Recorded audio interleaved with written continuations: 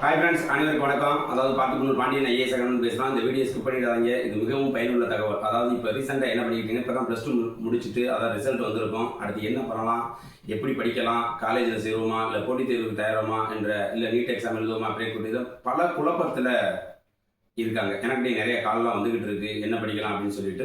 So அவங்களுக்குலாம் ஒரு முக்கியமான அறிவிப்பு. நல்லா படிக்கக்கூடிய திறமை இருந்தவங்கன்னா அவன் காலேஜில் போய் நல்லா கண்டினியூ பண்ணி எஃபெக்ட் பண்ணி ஒரு பிஇ பிடெக்கோ முடியும். அதாவது நார்மல், நான் மிடில் கிளாஸ் தான் இருக்கேன், அதாவது நார்மல் படிப்பு தான் படிக்கிறேன் அப்படிங்கலாம் நல்ல யூனிஃபார்ம் சர்வீஸை தேர்ந்தெடுத்து உடனே ஜாயின் பண்ணிடலாம். அது பெரிய விஷயம் இல்லை. மனதை உறுதிப்படுத்துங்க, தொலைபேசியை தூரமாக வைங்க, அறிவில் உள்ள கோச்சிங் சென்டர் போங்க, நல்லா படிங்க. அதாவது உங்களோட படிக்கக்கூடிய கால அளவை கூட்டுங்க. ஒரு நாளைக்கு மினிமம் 8 மணி நேரம் படிங்க. காலையில் ஏர்லியாக எழுந்திரிங்க, தூங்க நேரத்தை தூங்குங்க, படிக்க நேரத்தை படிங்க. அன்னெசரி மூவ்மெண்ட் பண்ணாதீங்க.